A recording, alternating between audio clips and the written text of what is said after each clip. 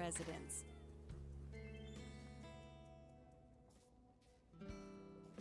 But don't feel overwhelmed. You'll make your own way at your own pace, and there's plenty of time. Real time, that is. Every Watching day some is a new Animal day. Crossing gameplay. 24 real-world hours that occur whether you're at the island or away for a while. Your surroundings will even change with the season. Every day is a new day. 24 real-world hours that occur whether you're at the island or away for a while. Your surroundings will even change with the seasons, not to mention the activities available to you. It's good to check in frequently so you don't miss out on anything. In short, you're free to do what you like. This includes setting your own goals or completing certain activities to earn in-game rewards. So, where to start?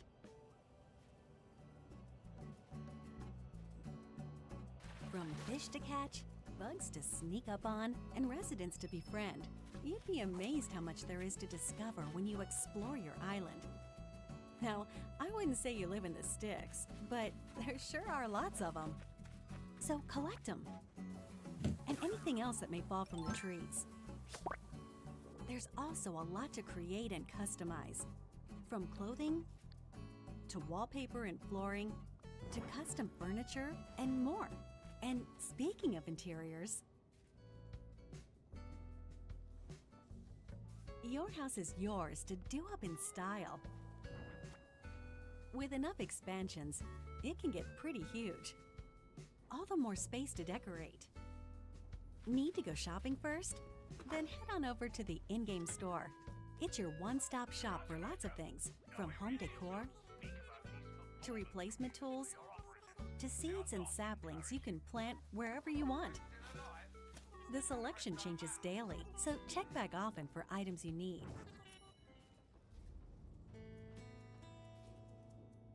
In Animal Crossing New Horizons, you have both the tools and the freedom to create the island paradise of your dreams.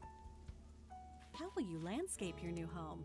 What patterns will you design that highlight your personal style? Where will you place buildings? If you're looking for a bit of guidance, the Nook Mileage program is just the thing. By participating in certain activities, you'll earn Nook Miles, which can be used to pay off your deserted island getaway package. They can also be exchanged for in-game rewards. There's a plethora of amenities available to help you shape your island as you see fit, including resident services.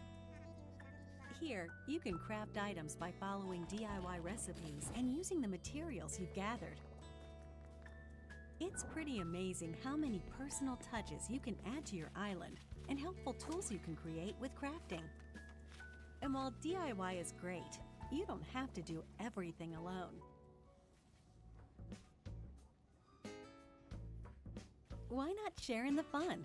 In Animal Crossing New Horizons, you can visit other people's islands to get inspired by what they've done with their place. It's the best way to get fruits and flowers that aren't native to your island. And since everyone's island is a little bit different, you never know who you'll meet there.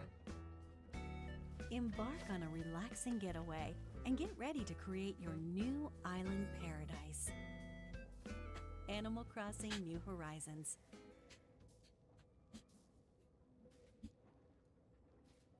To seeds and saplings you can plant wherever you want. The selection changes daily, so check back often for items you need. Explore your island. Now, I wouldn't say you live in the sticks, but there sure are lots of them. So collect them. And anything else that may fall from the trees. There's also a lot to create and customize. From clothing, to wallpaper and flooring, to custom furniture, and more. And speaking of interiors, Okay. your house is yours to do up in style. Gimli. With enough expansions, it can get pretty It's not. huge. All the more space. Your house is yours to do up in style. With enough Gimli! expansions, it can get pretty huge. All the more space to decorate. Need to go shopping first? Then head on over to the in-game store. It's your one-stop shop for lots of things, from home decor to replacement tools to seeds and saplings you can plant wherever you want. The selection changes daily, so check back often for items you need.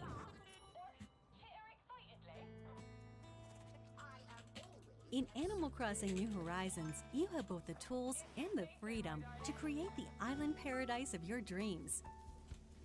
How will you landscape your new home? What patterns will you design that highlight your personal style? Where will you place buildings? If you're looking for a bit of guidance, the Nook Mileage program is just the thing.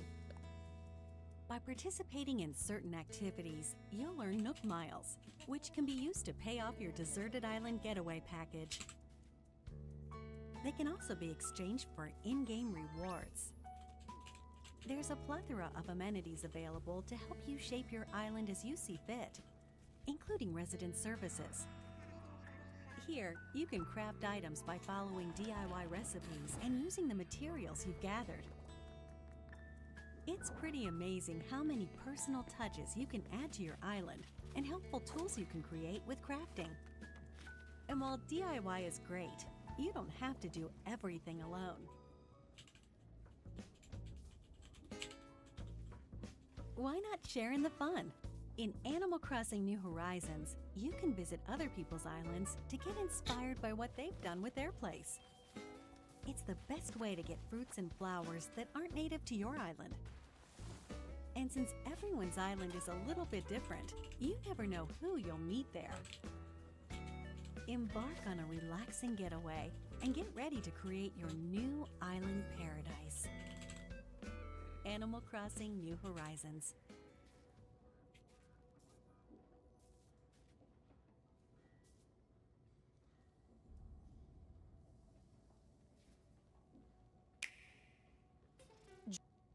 The new game in the series we all know and love, except, wait, what if you've never played an Animal Crossing?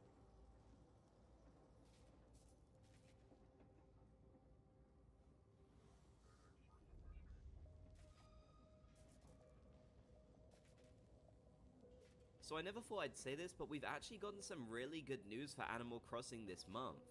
There's been a lot to talk about, so I thought, like usual, I'd make another video breaking down some of the good news we've gotten for Animal Crossing throughout the month of October and also into late September as well.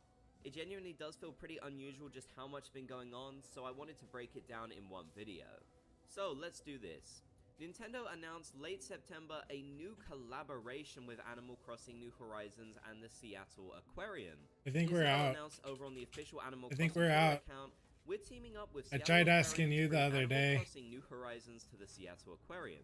Starting October 7th, guests can enjoy aquatic photo ops featuring their favorite characters, plus visitors can learn about aquarium critters from blathers. So this might seem somewhat familiar to you, and that's because this collaboration has actually taken place in Japan in previous years.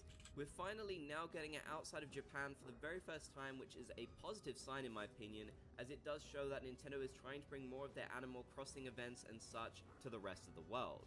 Now, I know some will be disappointed because this isn't an in-game collaboration. Unfortunately, nothing really happens with a museum in the game. Leave a like on the video if you would have liked to have seen a new collaboration update in New Horizons itself though. But I do still think this is really cool, honestly, and we've gotten to kind of see what this will look like for some people at Seattle Aquarium. We've seen some pictures on Twitter and such. Pook Uni has actually shared what this will look like if you go there yourself, and honestly it looks really cool. They've got some Animal Crossing merch for sale, which I think is fantastic. Lots of really sort of detailed infographics about creatures that you can find at the aquarium that are also in the game. So yeah, I just think it's a really good idea, honestly, and it's a super positive for anyone who can visit it. And whilst a lot of you will not be able to visit this, we can only hope that they will bring it to other places around the world, something that I'm fairly confident they... So I never thought I'd say this, but we've actually gotten some really good news for Animal Crossing this month. There's been a lot to talk about, so I thought, like usual, I'd make another video breaking down some of the good news we've gotten for Animal Crossing throughout the month of October and also into late September as well. It genuinely does feel pretty unusual just how much has been going on, so I wanted to break it down in one video. So let's do this. Nintendo announced late September a new collaboration with Animal Crossing New Horizons and the Seattle Aquarium. Isabelle announced over on the official Animal Crossing Twitter account, "We're teaming up with Seattle Aquarium to bring Animal Crossing New Horizons to the Seattle Aquarium. Starting October 7th, guests can enjoy aquatic photo ops featuring their favorite characters, plus visitors can learn about aquarium critters from blathers." So this might seem somewhat familiar to you, and that's because this collaboration has actually taken place in Japan in previous years. We're finally now getting it outside of Japan for the very first time, which is a positive sign in my opinion, as it does show that Nintendo is trying to bring more of their Animal Crossing events and such to the rest of the world. Now, I know some will be disappointed because this isn't an in-game collaboration. Unfortunately, nothing really happens with a museum in the game. Leave a like on the video if you would have liked to have seen a new collaboration update in New Horizons itself though. But I do still think this is really cool, honestly, and we've gotten to kind of see what this will look like for some people at Seattle Aquarium. We've seen some pictures on Twitter and such. Pook Uni has actually shared what this will look like if you go there yourself, and honestly it looks really cool. They've got some Animal Crossing merch for sale, which I think is fantastic. Lots of really sort of detailed infographics about creatures that you can find at the aquarium that are also in the game. So yeah, I just think it's a really good idea, honestly, and it's a super positive for anyone who can visit it. And whilst a lot of you will not be able to visit this, we can only hope that they will bring it to other places around the world, something that I'm fairly confident they will start to do now. And in case you're wondering why they would bring this to Seattle specifically, it might seem a bit random. That's because Nintendo is actually based in Washington in Redmond. So the obvious connection with Seattle does actually make a lot of sense. Let's hope this can lead to even more collaborations. Oh wait, it actually kind of did. Because the next news item on our list is the fact that Nintendo revealed just a few days ago the huge LEGO and Animal Crossing collaboration, something that I am so unbelievably excited about.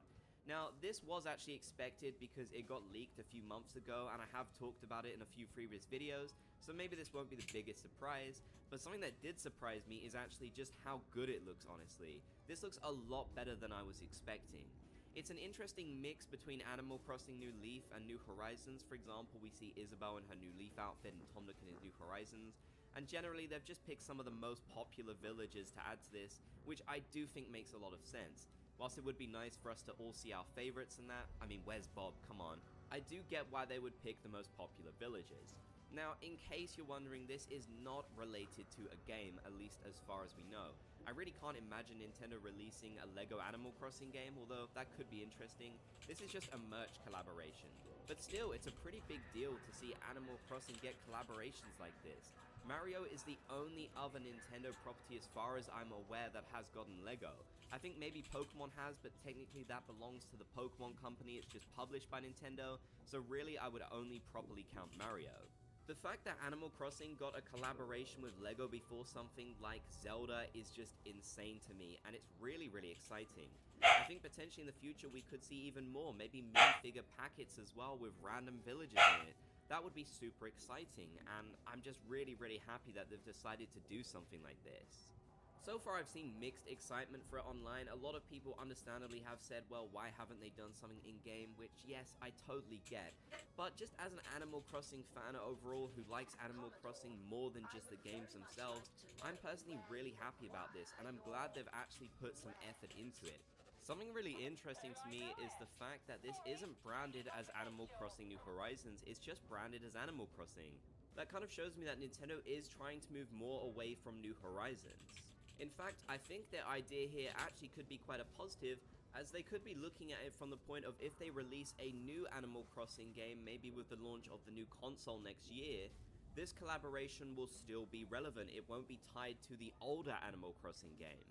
It really means that whatever Animal Crossing game you've been into, whether it's a future one, New Horizons, or even New Leaf, you could enjoy this collaboration and you won't kind of feel left out.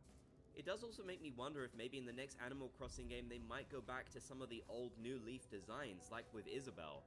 After all, it is her most iconic look. I never really felt like her New Horizons one took off in the same way. So yeah, this collab is definitely a big positive in my opinion. I'm looking forward to getting it. I will do some unboxings and such on the channel and some builds, I guess. I also believe we are due more details about this, as currently we don't even know what the actual sets will be, so there's still more information to find out. So make sure you stay tuned because there's a lot to learn about this collaboration. Now, just a minor one here, but I thought you'd still want to know about it.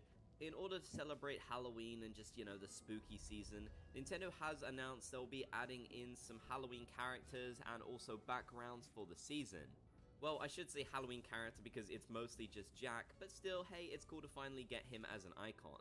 You can of course get these icons from the missions and rewards section of Nintendo Switch Online if you have that, and you can also get Raymond and Shino this month too because it's their birthday in the game, some of the most popular villagers.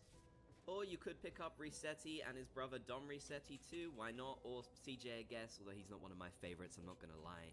So yeah, I'm just happy they keep updating this thing because whilst I know it's not game content, it's still nice. Also, I feel like it's worth note that talking about Animal Crossing merchandise, the Animal Crossing Switch lights that they revealed last month are releasing this month, so you should be able to get your hands on them soon in retail stores. The release dates depend on where you live, I believe, so I would make sure to Google it in case you are planning to pick one of them up. I'm not personally, because hey, I already have 2 Switches. I got my second Switch second hand because I thought that was a lot more cost effective. So I'm honestly sure a lot of people aren't going to be too tempted to pick these up, given that especially a new console is coming out next year. Don't get me wrong, I like the design of them, but I just feel like Nintendo announced and released these way too late. They should have came out with these in like 2021 or something. Alongside the 2.0 update, these would have probably been a pretty big success. But yeah, I think Nintendo definitely left this a little bit too late, and it kind of just seems like an effort to get a little bit more money out of Animal Crossing fans before we all move on to the next console. Also, I just think the original Animal Crossing Switch looks a lot better, I'm sorry. Now, this last item of news isn't actually good news, but I felt like I had to include it within the video. Nintendo has confirmed a few days ago that they will be shutting down online services for the 3DS and the Wii U. That means that for Animal Crossing New Leaf and Happy Home Designer, their online functionality will cease to exist as of April 2024. This is really sad news in my opinion. Of course, it doesn't affect Animal Crossing New Horizons, which is great, but I have so many great memories playing online in Animal Crossing New Leaf, which honestly had much better online experience than New Horizons ever did. So it's really sad to learn that we'll be losing this. Again, I know it's not positive news, but I felt like it was still quite important to include within this video, so here we are. So yeah, definitely lots of interesting things going on for Animal Crossing this month. I'm pretty pleased with some of the stuff that's happening. It does honestly make me really hopeful for the future. So I never thought I'd say this, but we've actually gotten some really good news for Animal Crossing this month. There's been a lot to talk about, so I thought, like usual, I'd make another video breaking down some of the good news we've gotten for Animal Crossing throughout the month of October and also into late September as well. It genuinely does feel pretty unusual just how much has been going on, so I wanted to break it down in one video. So let's do this. Nintendo announced late September a When it comes to Animal Crossing New Horizons, it seems like after Burnout, a lot of players decide to sometimes start over to try to recapture the magic feeling the game had in the early days. But what if that feeling didn't have to stop after just a few months of playing? Sure, it's okay to start over, but I've always stood firmly in the belief that Animal Crossing is best played the longer you've been on your island. Don't get me wrong, in the early days, everything was exciting as Tom Nook was guiding you through on what to do, and then when you are left on your own accord, after a while, maybe those exciting feelings slowed down. Maybe nowadays you want an excuse to come back to your game, but you feel like you've done everything already. Okay, well, do you have every dream villager, flower, museum item, crop, fruit tree? Do you have the framed picture of all of your villagers? Did you finish decorating all the rooms in your house, your villager's house, in that one section of the island you don't know what to do with? What about your catalog, Nook Mile rewards, your pathways, waterways, and creepy pathways? Do you even have an island theme? Listen, we got you. We came up with a list of 50 things you can do to never get bored in Animal Crossing again. I mean, sure, take a break, do your thing if you're feeling burnt out, but when you get that itch to return to Animal Crossing, or you're already still playing Animal Crossing regularly, here are the things that you can do. Number one, first things first, you gotta clean up your island. Before you can even get started on anything in this list, make sure you go through your island, tidy it up, make sure you're happy with the way things are, more or less. Pull those weeds out, pick up those items maybe you left behind, and then with that being said, we can actually get into the list. Okay, so conceptually here, you may have an easy time getting a 5-star island, but what if we pretended there was a higher level, like a 10-star island? Like the most exclusive club for players who master the deep end game and spend weeks or months just going for the different things in this game. One long-term goal that a lot of players have been able to find a lot of replayability in the game is in dream villager hunting. Listen, if you've played the game long enough and you don't have 10 villagers that you absolutely love and adore, what are you doing? Evict the one villager you don't like and start the hunt to find that perfect villager to fill the void. You could obviously do the thought bubble hunt or get a cool villager at your campsite or even use amiibos to force a villager in. Remember, there's also 8 different Animal Crossing personality types across your villagers. This is definitely not something required if you don't like a personality type, but if you want full variety, you could always try to make sure you have one type of each personality represented. Once you get all of the villagers together that you want, I think it's time you go ahead and make them your best friends. If you don't have the framed photo of all of the villagers, you gotta step your game up. You gotta start giving them gifts, talk to them daily, do your thing. I don't have a single framed photo of any of my villagers, but my wife Sandy, look at this. She has them all right here. And then some even. Okay, what about flowers? Do you have every single flower? There are 9 different breeds of flowers in Animal Crossing New Horizons, and then there's hybrid versions of those flowers as well. You gotta go and breed your flowers to get all of the flower colors, and then put them on display. Make a cool garden, or spread them all across your island and show off that you've gotten every single flower in the game. Also, don't forget, in the Happy Home 2.0 update of Animal Crossing New Horizons, they Is it have open? crops, so you can make tiny Is it little open gardens this to late? make sure you have every single crop that's available in the game, and then from that, Oh, did you can get a, also get the DIY recipe. I think she might be here already. Listen, have you created any cool stores or shops yet?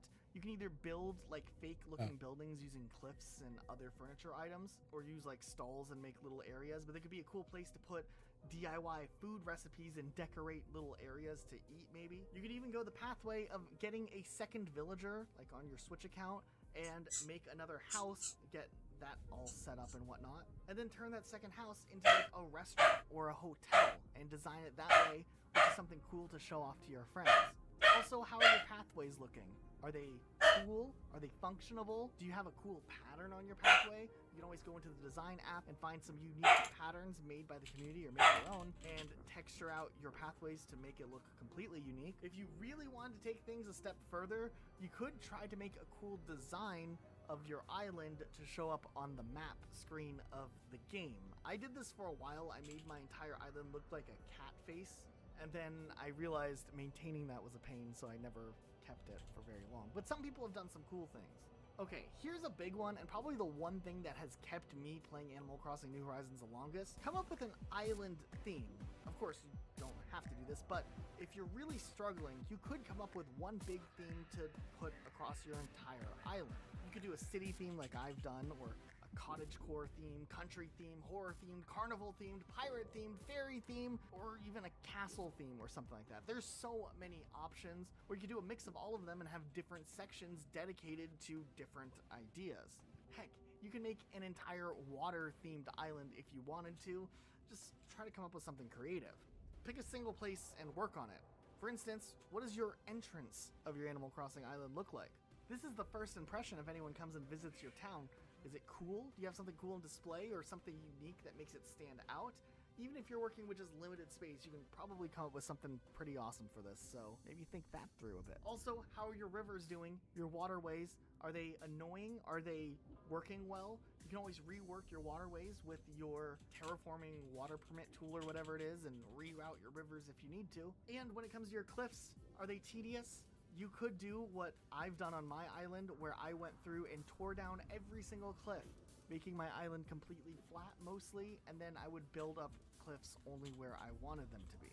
This one definitely takes forever because you have to cut down every tree and move everything off of the cliffs, but having a flat island does give you a little extra room to wiggle around it. Also, for the completionist people out there, maybe your museum could use a little bit of love. Now, you probably donated a lot of stuff, but you probably won't find everything just playing casually. So maybe it's time you make a list of what you have, what you don't have, and then figure out where and when you can go and find certain critters. If something's out of season, you can always travel on Captain's boat for a chance at an out of season island and fill out your encyclopedia that way. And of course, fossils and underwater sea life are easier ways to fill out your museum first before going for the harder ones like bugs, fish, and paintings.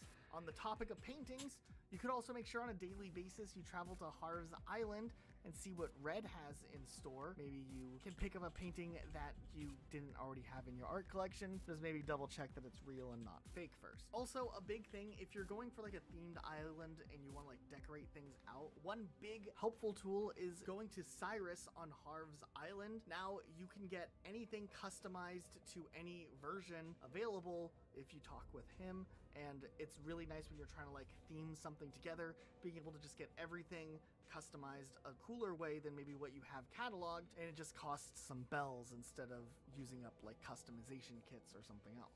Also, in general, beyond just pathways, if you go and download custom textures, you can do a ton of really cool things like stalls and put different things on top of those.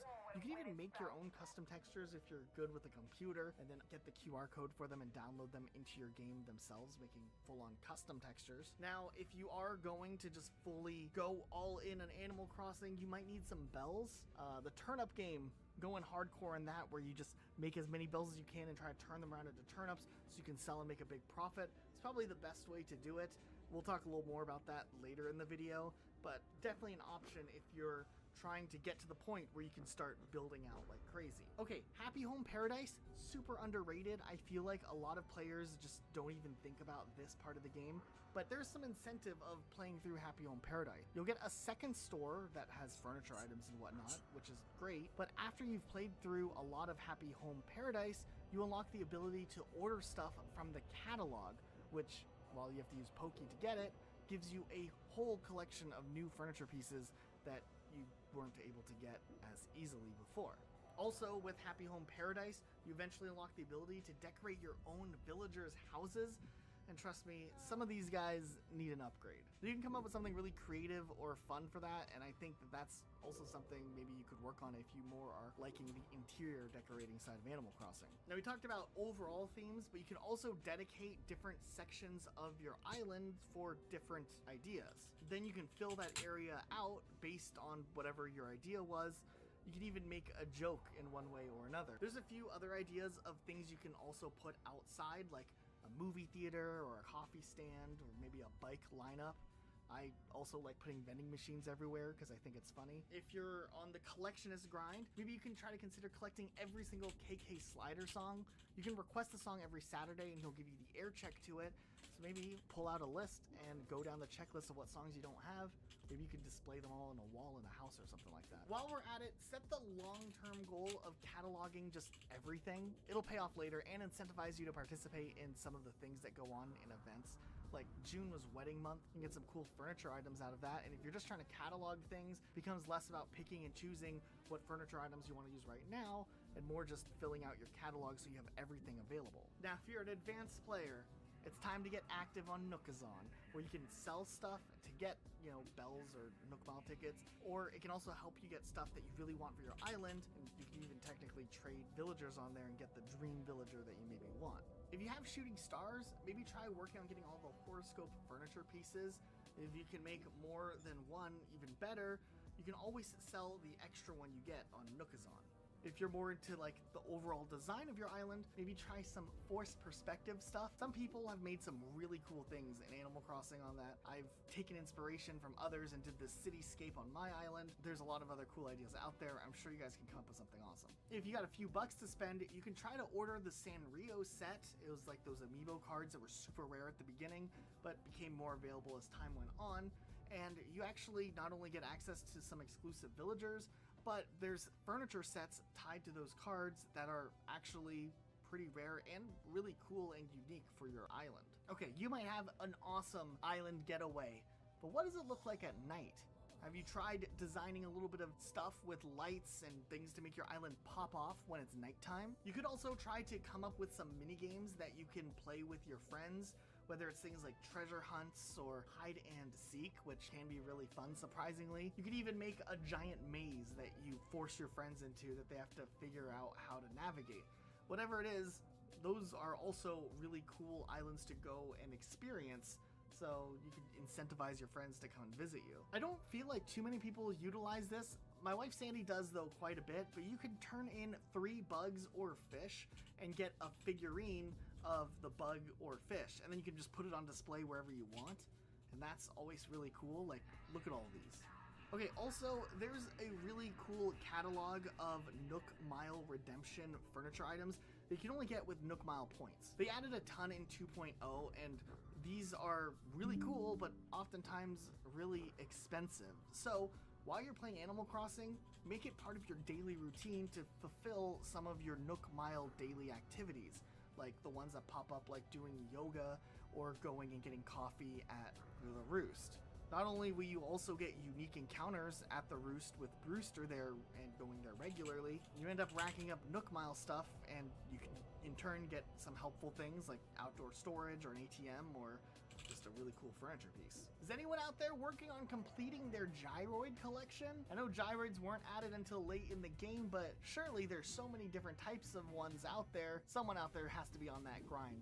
And it's probably a fun grind, having to go and find the different types and then plant them and then see what you have and what you don't have. Now, if on the flip side, after watching this video, you still haven't been able to come up with a cool, unique idea to make your island stand out, you can of course go online and look up the tons of other videos of themed Animal Crossing islands out there, or you can actually get some cool dream addresses and go into your bed in the game, and then you travel to different dreams and you can go and explore people's islands individually on your own and see what they look like. Also, this is just a little side one, but I think it's worth noting here too. You should go ahead and try to collect all of the glowing things. Like, just have them out on your island at night. Palm lamps, hyacinth lamps, those are kind of hard to get actually, and mush lamps all look really cool on any themed island, so you can always go that route. And then also, you should get some eyebrows. That's it. You can get eyebrows for your character. Someone's done a custom design and they just go right over your eyebrows, and they, I don't know, I think they look good. Okay, this is probably the most controversial entry, so I kind of put it towards this part of the video, but you know what? Go ahead and time travel.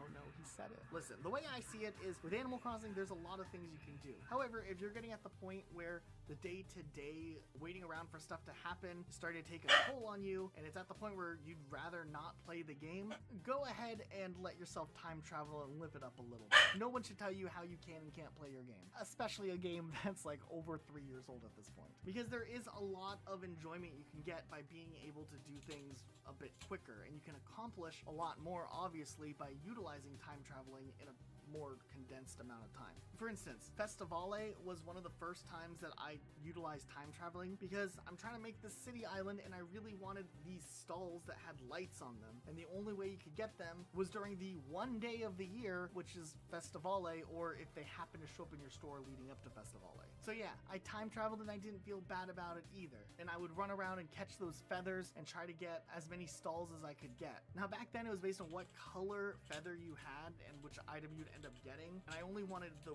red Festivale stalls, so it was a pain. But since then, you can actually just change the color over at Cyrus, which makes it a whole lot easier. There's other days that you can also time travel to if you want to. They're shorter events, but they're still interesting, like Turkey Day. You can go and do the May Day maze again, and also, what if you miss a bug off or a fishing tourney? Go ahead and back up and go and participate in that. There's also, of course, the benefits of time traveling to get your dream villager. By using some time travel tricks, you can actually figure out which day a villager is set to request a move out and have like those thought bubbles above their head, and you can manipulate the time travel on that to cycle through which villager is asking to move out. Eventually, by time traveling often enough, you can force a certain villager to finally have the bubbles. You can get them out of your island. You can time travel a day forward or two to where you have the empty house, and then from there you can recruit a villager into your island by either using the Nook Mile tickets to keep going to islands until you find the villager you want, or use Nook Mile tickets on Nookazon to try to make an offer to someone who has their villager in boxes ready to move out, where you can then recruit them onto your own island. Also, if you're trying to design the overall layout of your animal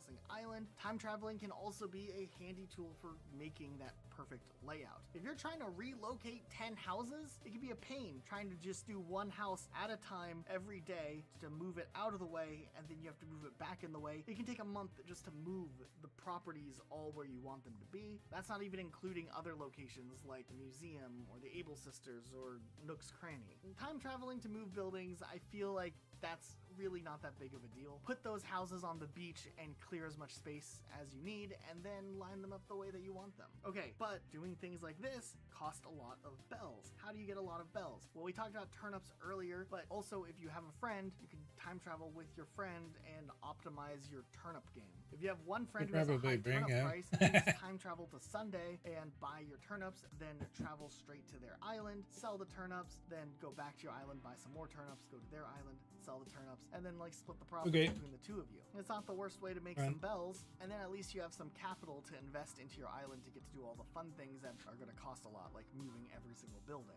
There's other smaller benefits to being a hardcore time traveler, like if you're really trying to just check off the list of all of the critters that you catch, time travel to the specific season or time that the certain your fish appear in. Also, if you're trying to order things from catalogs, you're limited to just 5 things a day, and then you have to wait the next day for them to actually come. Time traveling does let you expedite the process substantially, obviously, and you can pick things out and then immediately go right into the decorating phase. There's a few other good instances of time traveling, like there's a way to manipulate it so you know what day Gulliver will show up, and he gives you a rare item if you help him that you can only get through Gulliver. So time traveling and then going ahead and then time traveling back to the day Gulliver was there is not the worst idea, as you will at least be able to get more of his rarer items that you can't just catalog and order again easily. And then of course, time traveling also has the benefit with bridges and inclines when you're trying to quickly renovate your island and you're not trying to scale a mountain or leap across a river. You just want to be able to move more fluently. Now, of course, with time traveling, like I said, I think it's better you play through and experience Animal Crossing without time traveling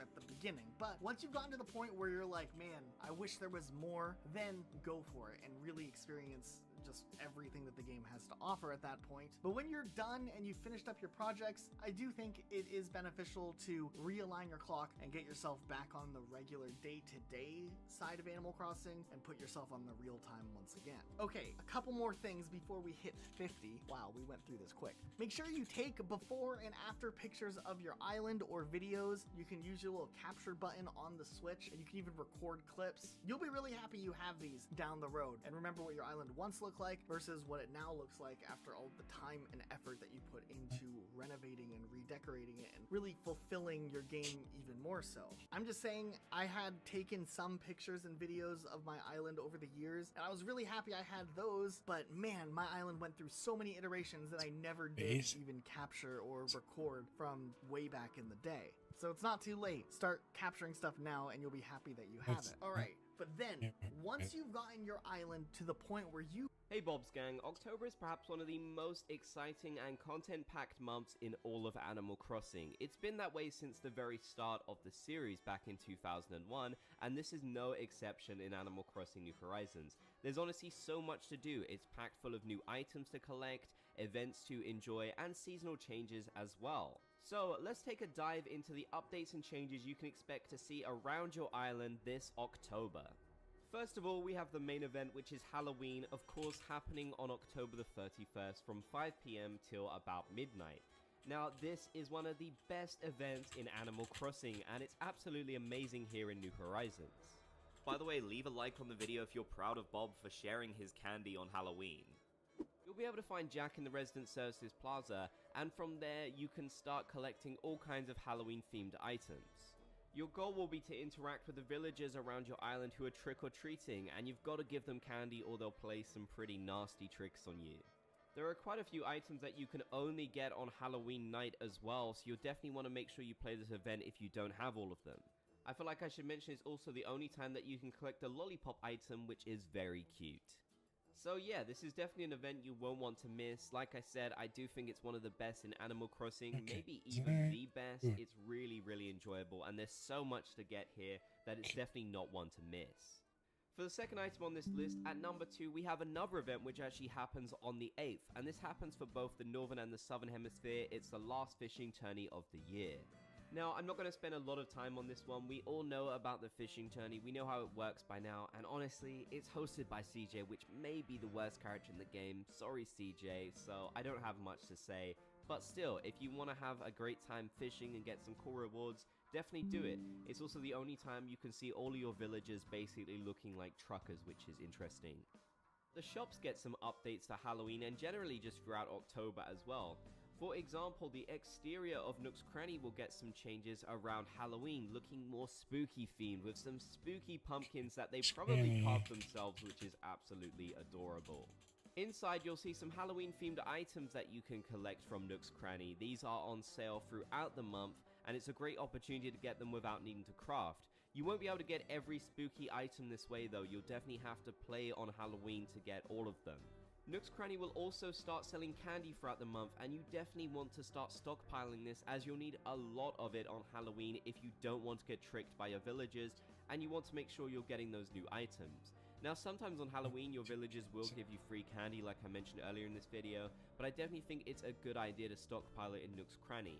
Just keep in mind though that you can only get one piece of candy per day, so be wise about how often you're getting it.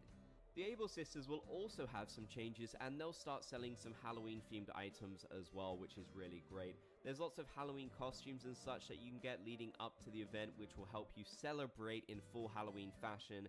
So I definitely recommend paying the Able Sisters a visit. Honestly, I haven't been in here in absolutely ages, because I always wear the same thing in these videos, come on. But still, there's some really cool Halloween themed costumes to get.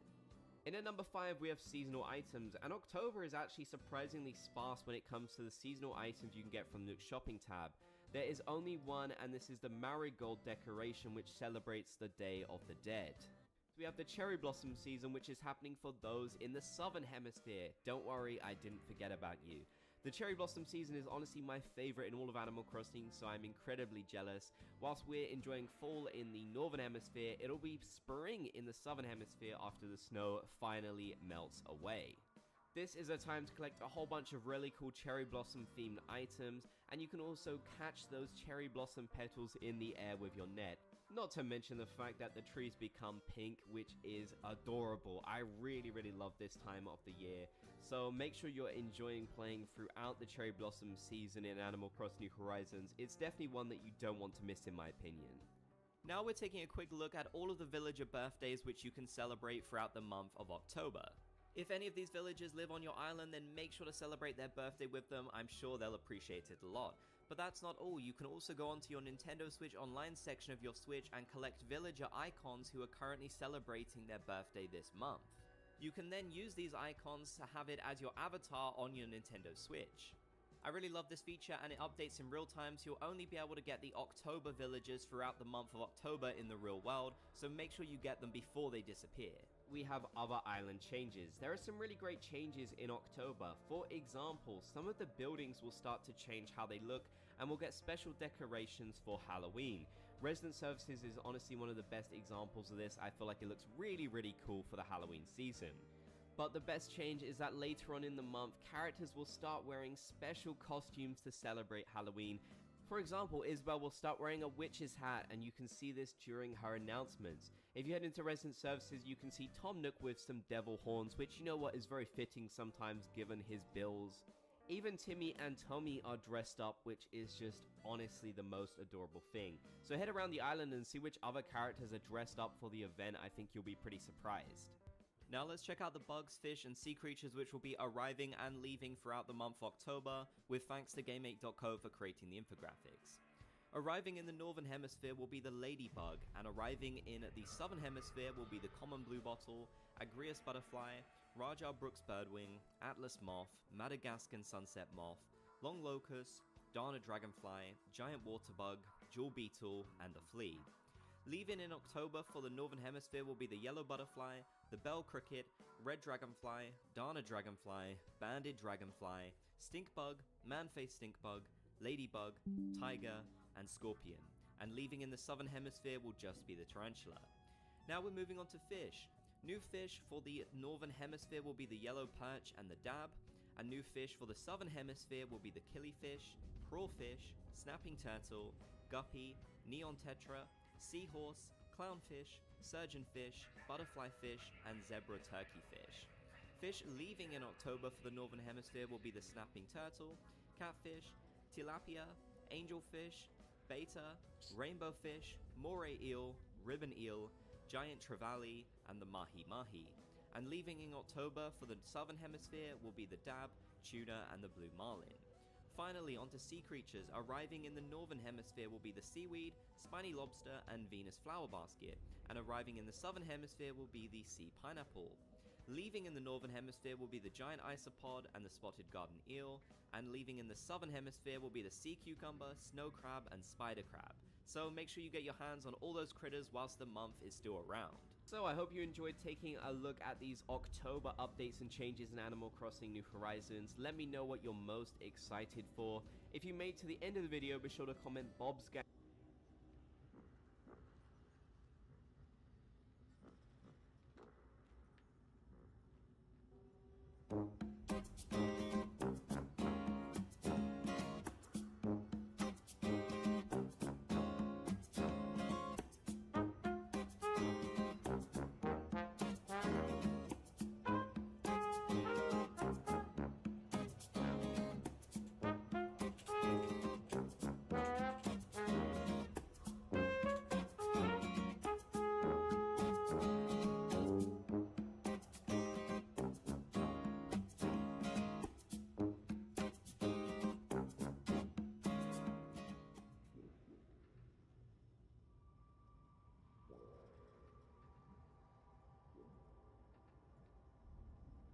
Vampire Survivors. It's $3. Jesus.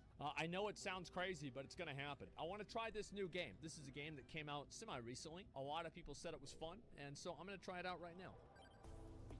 This is it? What the fuck? Okay. Okay. So this is easy. Fuck, did everybody play this? This is a joke. Big dick. Oh, big dick. Oh, big dick, big dick. Big dick, we don't lose. We never lose, boys. Let's go.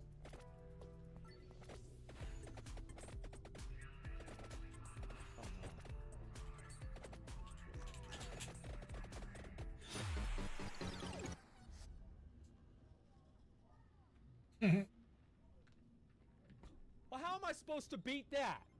How the fuck was I supposed to beat that shit? I think New Horizons has been out for over 3 years. In that time,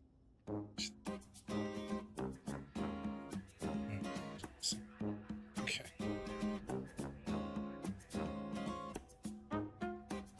American.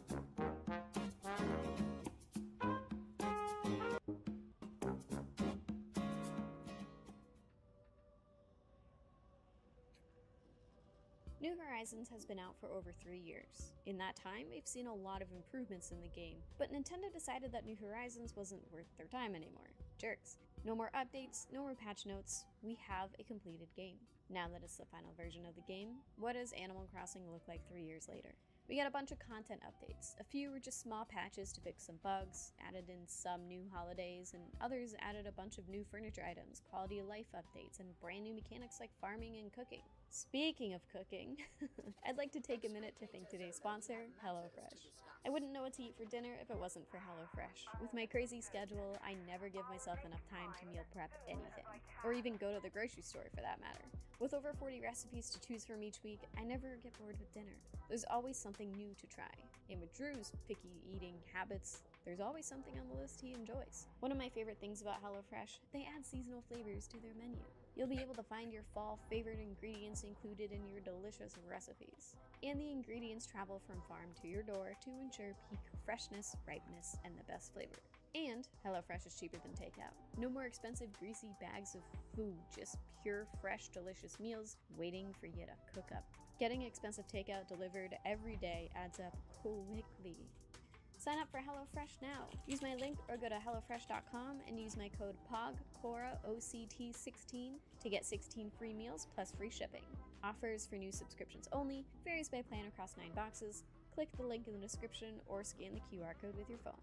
Now that we're full from a good meal, let's get back to the video. Most of these New Horizons updates were just adding content that already existed in the game series, especially in the first year. Things like swimming, leaf, red, and art gallery. These were basic mechanics that we expected to be in the base game. Basic, base, you know, duh. Nintendo wanted to slowly introduce us to these features. From a veteran player point of view, this was rough. There were so many activities we were used to doing that we just couldn't do anymore. I don't know how we could forget to swim in the 7 years from New Leaf to New Horizons, but there we were. Not to mention, the pandemic made it so we all played this game for like 12 hours a day for months, which meant we finished the content they gave us relatively quickly. But for new players, this might have been a godsend. They could be slowly introduced to a few mechanics at a time, getting used to the world they were plopped into before shoving their faces full of art, swimming, and catting. They were able to master mechanics just in time for more content to release and a new experience to learn.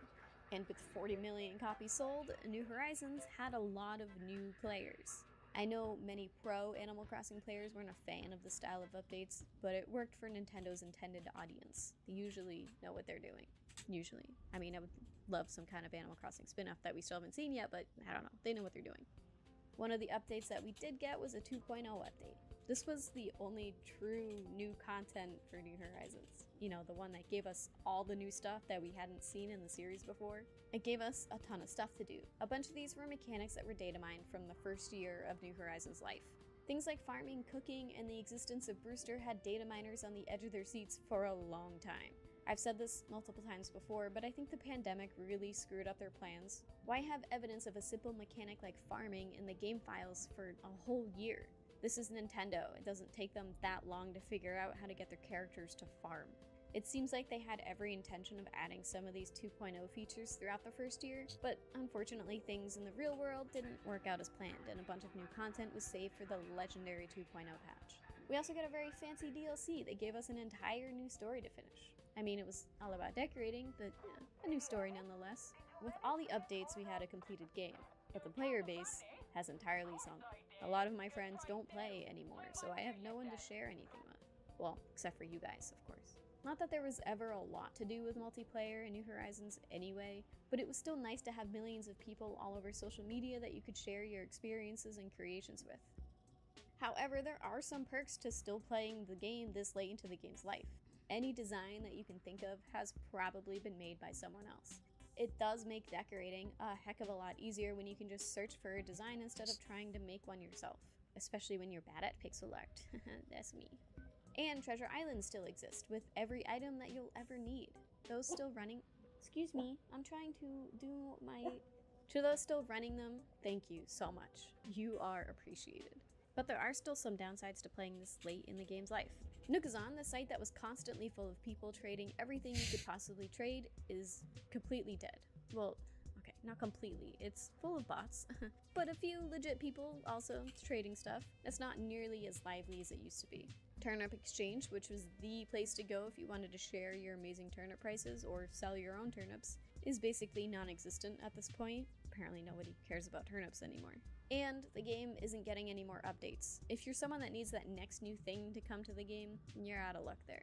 So if you wanted to come back to New Horizons 3 years later, you still can. There are resources available to you. However, there are some consequences to not showing up on your island for a while, and you'll have to deal with that if you turn the game on again. You'll get cockroaches in your house. Not the worst thing ever, a bit annoying to deal with and squish. Just don't let them get into your tea kettle. You'll be able to unlock the bedhead hairstyle though, so that's cool, I guess. And your villagers are sad. Like, big sad. They think you forgot all about them, and they take it personally. But they'll forgive you pretty quickly, so in the end, everything is okay. They just kind of punch you in the face a little bit. When coming back, you'll probably ask yourself if you should restart. A fresh island will give you a lot of stuff to do. I have a whole video that goes deeper into resetting or flattening that you should check out, but just make sure you won't regret getting rid of your island. I deleted my original GameCube save file, and I have regretted it ever since. You put a lot of hours into your island. Make sure resetting is what you want to do. Or maybe now's the time to start time traveling. Maybe you've played the game completely normally before. We've experienced everything this game has to offer 3 times now. Don't feel bad about time traveling. I rarely time traveled on my main island, but lately I've been skipping around during my Rags to Riches playthrough, and I'm having a great time. It's a whole new experience. So now that New Horizons is a finished game and you haven't picked it up yet, is it worth the buy? Easy yes. With the updates that included mechanics like swimming, art, etc., most of the criticisms that players had in the game at the beginning are gone. Is it perfect? No. There are some mechanics and quality of life things that could be fixed. However, in my opinion, it comes pretty close to perfect. And my opinion's the only opinion that matters, which is why you're watching this video, so if you have a different opinion, it totally matters. You thought I was going somewhere else with that. We have a ton of cute furniture to craft, tens of thousands of regular furniture items to decorate with. If you bought the DLC, there's new housing customizations available, a huge museum to fill up, countless villagers to have on your island, a bunch of special characters, goals. It's a fantastic game. You should get into it if you haven't. And if you're a returning player, this is your sign to hop back onto your island, even if it's just for a week. You don't have to dedicate months to playing. Or maybe you've decided you just want to finish New Horizons. This game never ends, but maybe it'll be fun to find a way for it to end. Finish that last goal, decorate that last empty area, feel the love you once had for the game. New Horizons 3 years later is a good game, but there are things missing. No mini-games. We have the ability to play with our friends online, but can't really do anything with them. We can turn on a timer and catch some fish and bugs, drink coffee with them, or, do what the community has done, make our own games of hide and seek, create Survivor Animal Crossing, or make a crazy maze that takes 3 hours to solve. Those first two things were built into the game. The last, everyone else created for us to have fun with this kind of lame online game. Only 6 types of fruit exist on our islands. New Leaf had a lot more. Maybe the developers thought we didn't need a bunch of different type of fruit that all had the same mechanic, but it helps when decorating to have options. New Horizons is all about customizing our islands to our taste. Well, I like the taste of lemons. Gimme. Still no multi-crafting. We're sitting here crafting bait one at a time. Come on, Nintendo. We can do better next game, right? No rugs outside. Except for Sahara. Jerk. We have a bunch of amazing artists that have created custom designs for the rest of the community to use, but this takes up a few spots of our super limited design slots, even though Nintendo did bless us with an expanded number of slots. No villager fetch quests. The GameCube version of Animal Crossing had a dialogue option to ask if the villager had a job for you. Usually this involved going to another villager in town and getting whatever item they left there. We have some requests now, but they're few and far between, and you have to wait for an animal to approach you. I liked running around asking everyone what they needed, if anything. It gave me something to constantly do, gave me a reason to talk to my villagers, and you got rewarded for it. This was a great way to get items early in the game without having to spend your precious bells. And we really need a reason to talk to our villagers, especially since their dialogue still sucks. Animal Crossing games never really had a story to follow or a main questline to complete. Maybe this isn't the game for that, but it would be nice to always have something to do on the side of your normal daily activities. Something to work towards with rewards and progression. We'll probably never get a mechanic like this, even though it's one of the most requested features for the game, but who knows what the future holds. In the end, New Horizons is a good game. We're sitting here crafting bait one at a time. Come on, Nintendo. We can do better next game, right? No rugs outside. Except for Sahara. Jerk. We have a bunch of amazing artists that have created custom designs for the rest of the community to use, but this takes up a few spots of our super limited design slots, even though Nintendo did bless us with an expanded number of slots. No villager fetch quests. The GameCube version of Animal Crossing had a dialogue option to ask if the villager had a job for you. Usually this involved going to another villager in town and getting whatever item they left there. We have some requests now, but they're few and far between, and you have to wait for an animal to approach you. I liked running around asking everyone what they needed, if anything. It gave me something to constantly do, gave me a reason to talk to my villagers, and you got rewarded for it. This was a great way to get items early in the game without having to spend your precious bells. And we really need a reason to talk to our villagers, especially since their dialogue still sucks. Animal Crossing games never really had a story to follow or a main questline to complete.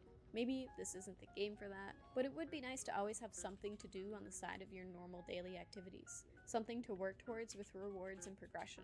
We'll probably never get a mechanic like this, even though it's one of the most requested features for the game, but who knows what the future holds. In the end, New Horizons is a good game. It has the potential to entertain you for hundreds or thousands of hours. If you haven't picked it up yet, even with the Switch 2 looming around the corner, New Horizons is worth it. This game is still fun to play 3 years later. What do you think of New Horizons now that we're 3 years into its life? Let everyone know in the comments below, and I'll see you next time. Bye!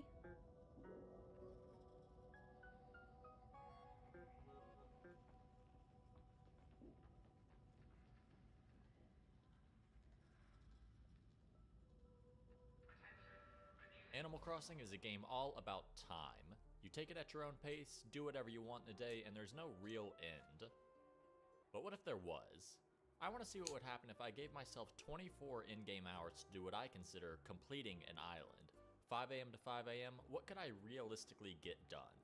Let's find out. Now before I explain the rules, I just need to say that I was very much inspired by these two videos, so if you haven't seen them, I've gone ahead and linked them in the description, feel free to check them out.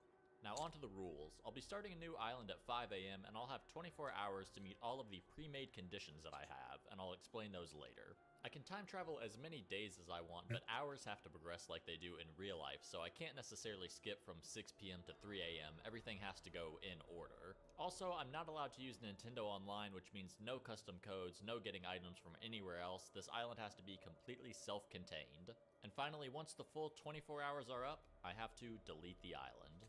Now what makes an island complete? Obviously it's different for everybody, but for the purposes of this challenge, I'm going to say the island is complete if I meet the following conditions. I have to have an at least 3-star island with all buildings and villagers at least moved in, but they don't have to be upgraded.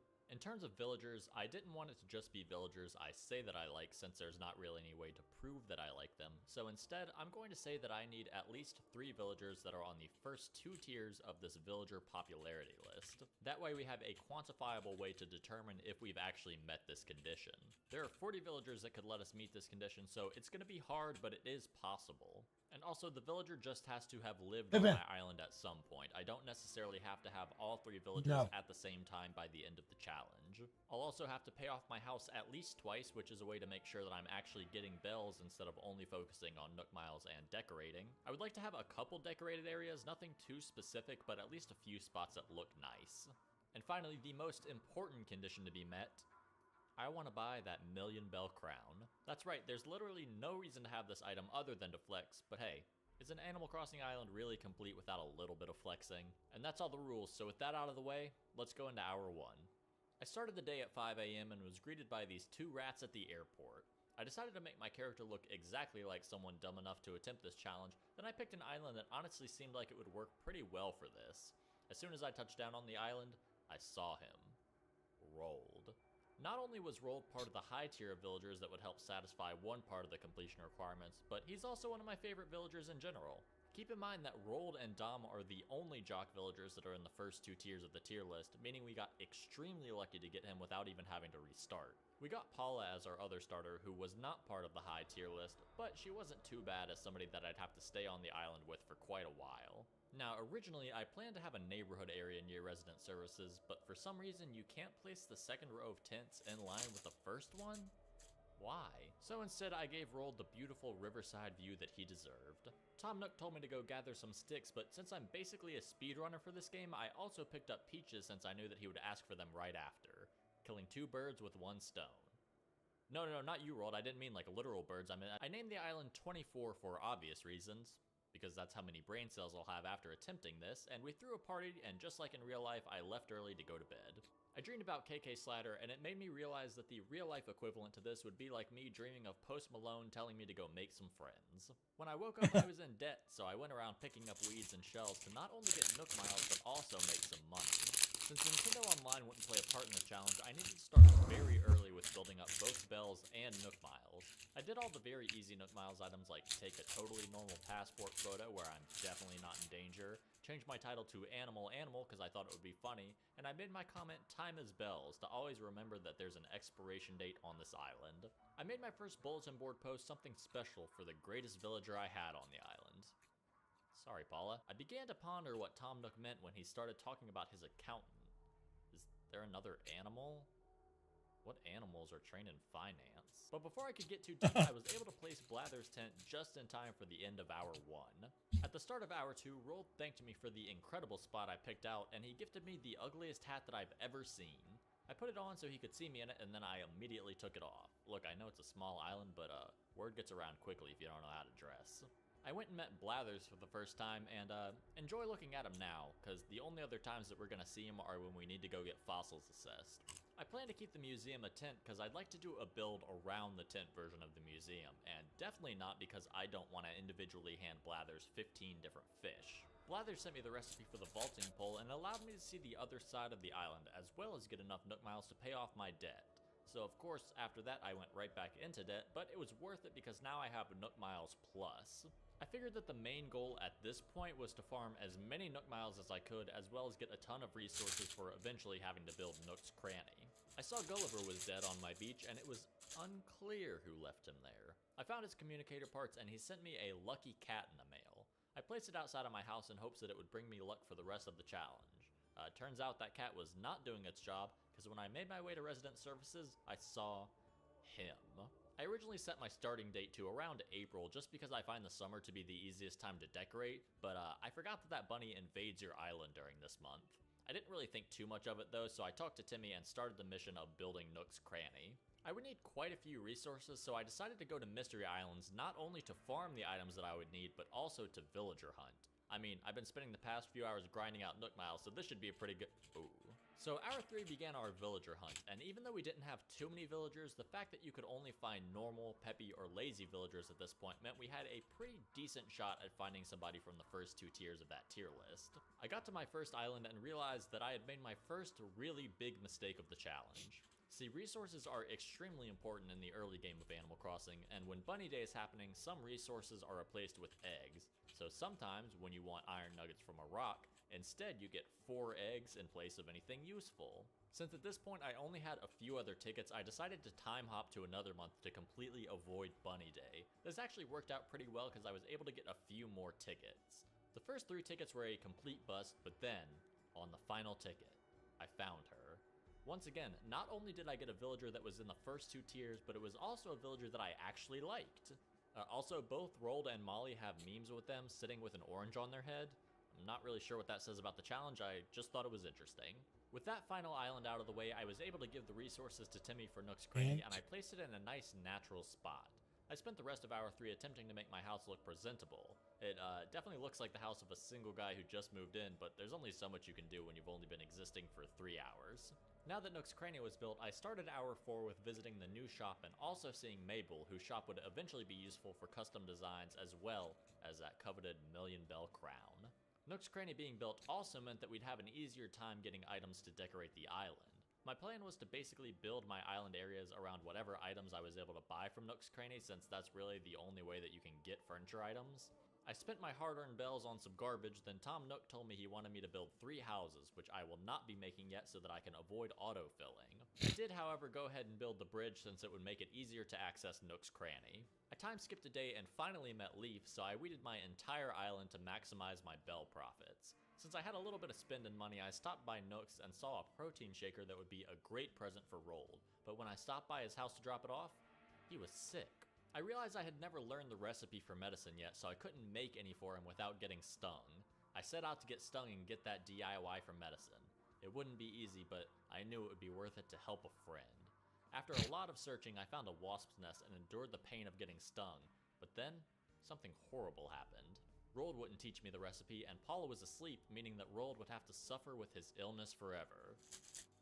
Then I just realized you can just buy medicine from Nook's Cranny, so I just did that.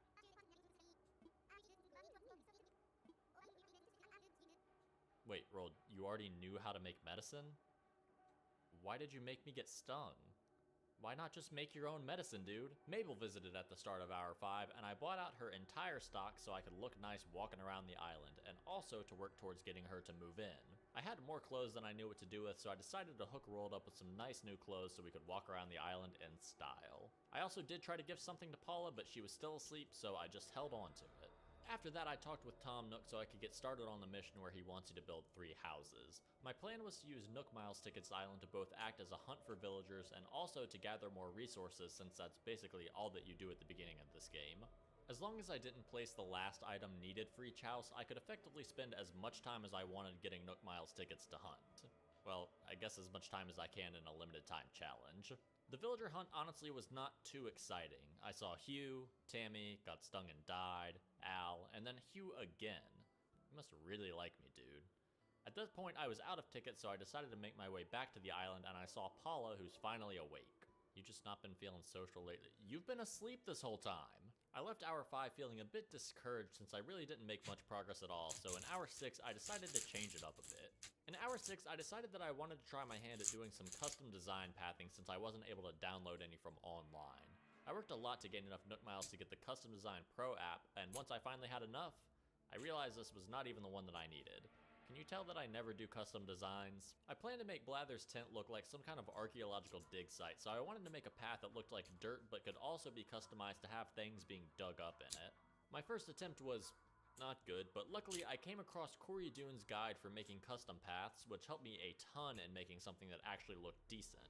I'll put a link to that in the description if you want to check it out for yourself. I spent basically this full hour just making each part of the custom path, and honestly, I think it was worth it. I knew I couldn't get the paths for terraforming for a little while, and even then I couldn't customize it like how I did here. I did a bit of decorating around the tent with the very few items I had at this point, and I made a small area underneath the tree for the supervisor to sit, which I honestly thought was kinda cute.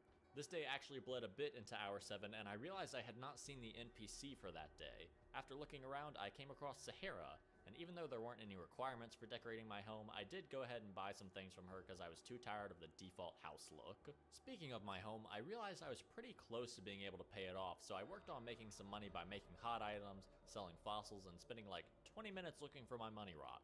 Oh, don't worry, that'll become a theme. Eventually though, I had enough money to pay off my house, and it felt so good to not have that debt weighing on me. Could use a little bit more room though.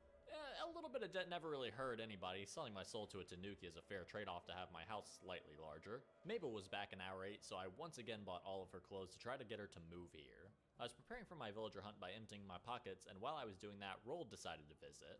He walked around for a bit, then sat down and stared into space for a couple minutes, and then he got his fill and left. Honestly, this is about how most of my social interactions go in real life. I grabbed my 3 Nook Miles tickets and made my way onto another hunt. I saw Bubbles, the worst mouse, a blue sheep. After yet another failed hunt, I started to wonder if the hunts were really worth holding up the progress of the story.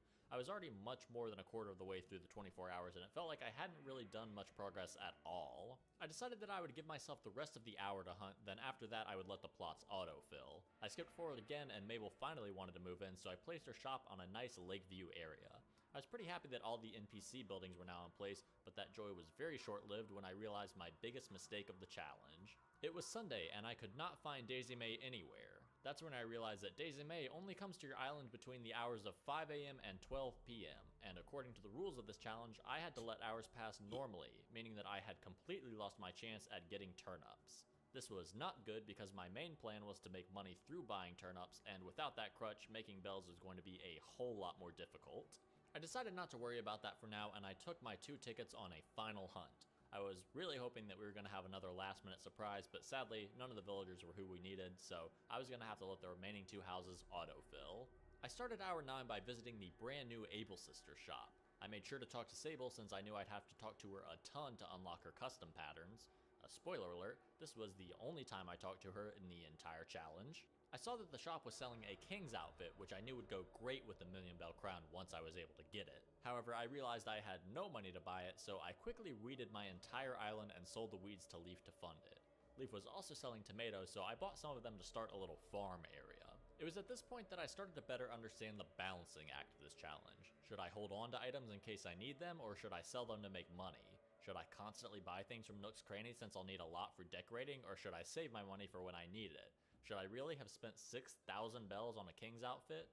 These were all questions that definitely do not have an answer. I got started on making the items needed to have the 3 villagers moved in, and in doing so, I got enough miles to buy the pretty good tools recipe so I didn't have to constantly go buy a new shovel. I realized that I still had enough miles to get 1 more ticket, so I decided to test my luck one last time. One final time to help complete this condition. As we touched down on the island, the rain was dense. The leaves whipped back and forth, and I made my way towards the campfire, barely staying lit with the torrential rain plaguing the island. As I stepped closer, I laid my eyes on the villager. I was, hoping that would be a little more climactic. I made my way back home and placed the last item, which sold the final 2 plots since Molly was already going to move into the other. But I was too scared to check who moved in, so I left that as a problem for hour 10. Oh hey, it's hour 10. Molly moved in as expected, but it was now time to see who else we got. The first plot had Bianca, who honestly is not that bad, but sadly was not on the higher tiers. But in the other house, I saw horror. Hugh. That's right, the same Hugh who we'd already seen twice on a villager hunt liked me so much that he decided to move in uninvited. Maybe he really is a stalker. Harv also came to the island, but it wasn't too exciting as I wasn't even sure if I was going to be able to use his plaza yet, but it was still good to have it if I needed it.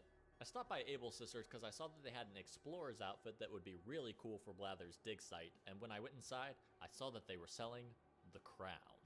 I couldn't afford it yet, but just seeing it made me ready to work for all those bells to get it. I figured it was smart to take note of what day it was so that I could easily go back once I had enough money to buy it. I unintentionally skipped to my birthday, and it was a nice little party where I got to chill out with the villagers that I actually liked on the island. Honestly, a pretty nice way to end hour 10. Resident Services finally got an upgrade at hour 11, and I decided to go visit Hugh to talk to him. He gifted me a stacked fish barrel item, and it reminded me that I wanted to decorate the dock with fishing items. The best way, of course, to get fishing items was through the fishing tournament, and it also had the added benefit of getting me money. It was important to do the tournament now since it ends at 6 p.m. and it was already 3. When I skipped to the day that it was supposed to be, I didn't see CJ, so I figured it was probably because I hadn't started on Project K yet. I talked to Tom Nook and I had to change my priority to focus on getting the campsite built. As I was trying to gather materials for my house, Rold tried to visit again, but saw that I had a cockroach and immediately left. It never gets old. I set the campsite and decided that I could decorate it to look like a campground area.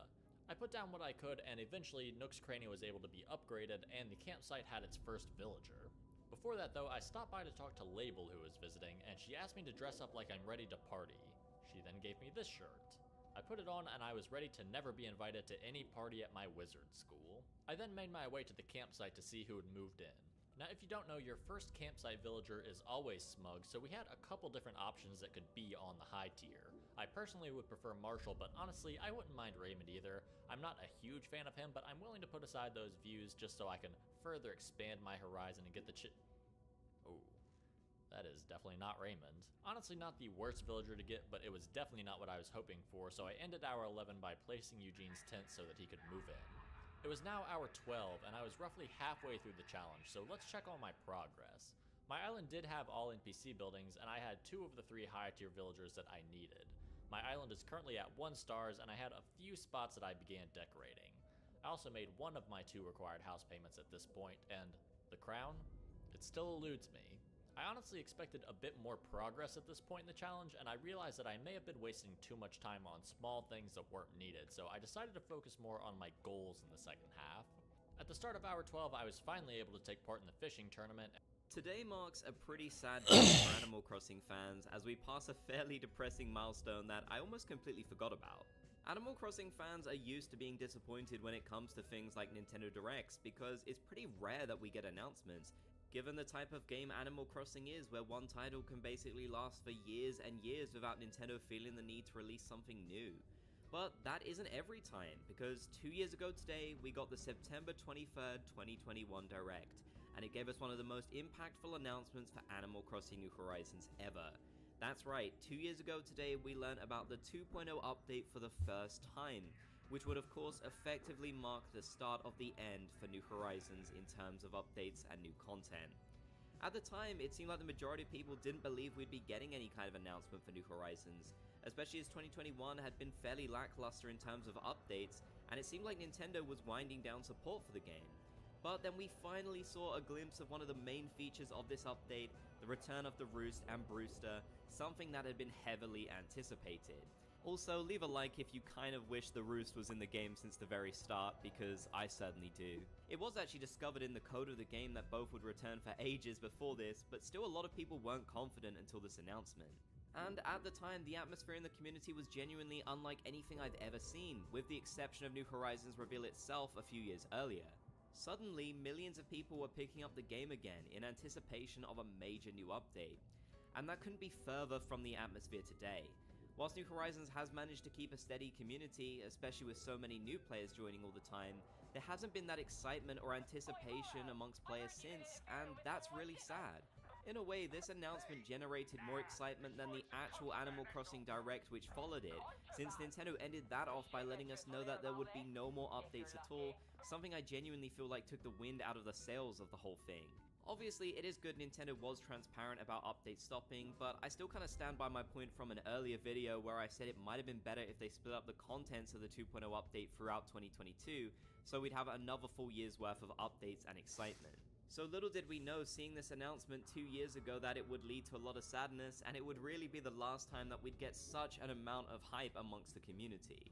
I feel like the update system for New Horizons gets a lot of criticism, most of which is valid I feel, especially in regards to them updating the game with things that should have been there since day one. But there's no denying that updates got the community hyped in such a way we've literally never seen and might never see again. Whilst I'm sure future games will use this same model, the sheer moment of seeing the Roost return was enough to completely revitalize the excitement in a game that at the time had lost a lot of its player base. And I'm sad that that moment is now 2 years gone from us.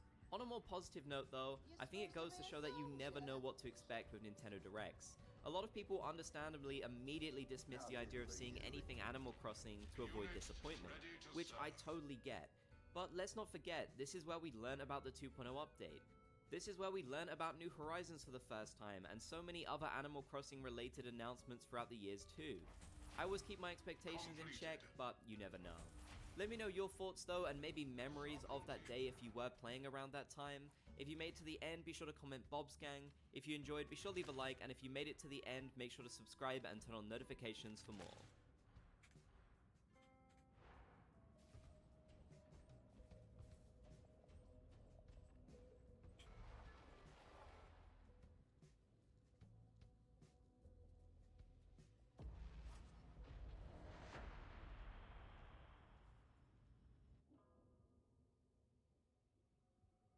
Welcome to the gorgeous island of Halendoria that was built with over 1,300 hours playing Animal Crossing. This island creator is Haley, who I will make sure to link in the description box for you all to go follow and give her some love. And she describes this island as a moody forest core island that has a Studio Ghibli feel. If you enjoy island tours just like this one, make sure to subscribe to my channel, and I will see y'all at the airport. Okay, everyone, this is one of those tours where I need you to pause the video. Let's grab get a on snack, information maybe a gathering drink, today. and we're gonna get right into it I'll because try to make I'll show the you. Let's first look at this island. map first and foremost. Each of these 4 residents right here have fully decorated homes, and